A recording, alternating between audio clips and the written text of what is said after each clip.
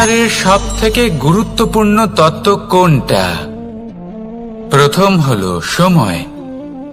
জন্ম থেকে মৃত্যু পর্যন্ত এই যে সময়, এটাই তো হলো জীবন।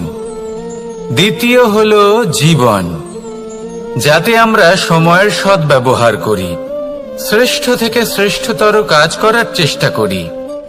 বহু বছরের এই পরম্পরা, এই সংস্কৃতিকে এগিয়ে নিয়ে যাওয়ার চেষ্টা করি। এই সংসারে আমরা অংশগ্রহণ করতে চেষ্টা করি। তৃতীয় হলো ধন, সেই ধন যা প্রত্যেক ব্যক্তি অর্জন করতে চেষ্টা করেন। এবার এই তিনটি তত্ত্বের মধ্যে একটা সামঞ্জস্য আছে, সমান ব্যাপার আছে। সে ধনই হোক বা সময় হোক বা হোক জীবন। আর সেই সমান ব্যাপার হলো যে যদি আপনি এটা গণনা করতে থাকেন তাহলে তা কমতে থাকে, যদি আপনি এটা ব্যবহার করেন তাহলে তা বাড়তে থাকে। একে সংগঠিত করে রাখতে চেষ্টা করলে এ হাত থেকে ফসকে যায়, কিন্তু যদি আপনি একে সামলে রাখতে শিখে যান তাহলে এমন কাজ করবেন যাতে সংসারের সাথে সাথে পরবর্তী প্রজন্ম লাভবান হবে। যদি কিছু শিখতে চান তাহলে সামলাতে শিখুন, গণনা করা বা সংগঠিত করা নয়। আসুন আর আমার সাথে ভালোবেসে বলুন, রাধা রাধা।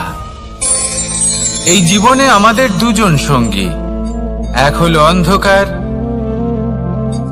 আর এক হলো প্রকাশ। এবার যখন এই অন্ধকারে আমরা প্রদীপ জ্বালাই, সেই প্রকাশের জন্য অন্ধকার আমাদের উপর রুষ্ট হয়ে চলে যায়। এবার যদি অন্ধকারকে খুশি করতে যাও তাহলে প্রকাশ আমাদের উপর রুষ্ট হয়ে চলে যায়। এ হলো ঠিক সেই পরিস্থিতি যে আমাদের দুই বন্ধু, তাদের মধ্যে সদ্ভাব নেই। যদি কোনো একজনের মান ভাঙাতে বা খুশি করতে যাও তাহলে দ্বিতীয়জন অবশ্যই রুষ্ট হয়। সেই অবস্থায় আপনাকে বোঝদারের মতো কাজ করতে হবে, যে কখন কাকে সমর্থন করতে হবে, কখন কার সাথে চলতে হবে। যদি পারেন তাহলে সকলকে একসাথে নিয়ে চলবেন। যদি কোনো মানুষের মধ্যে বনিবনা না হয় তাহলে তাদের মধ্যে সামঞ্জস্য বজায় রেখে সংসারের রীতিনীতির চক্র চালিত করা, এটাই তো হলো মনুষ্য জীবন। এবার এটা কিভাবে করা সম্ভব? শুধুমাত্র প্রেমের দ্বারা। তাহলে এইভাবেই সবাইকে প্রেমের দ্বারা বেঁধে রাখুন।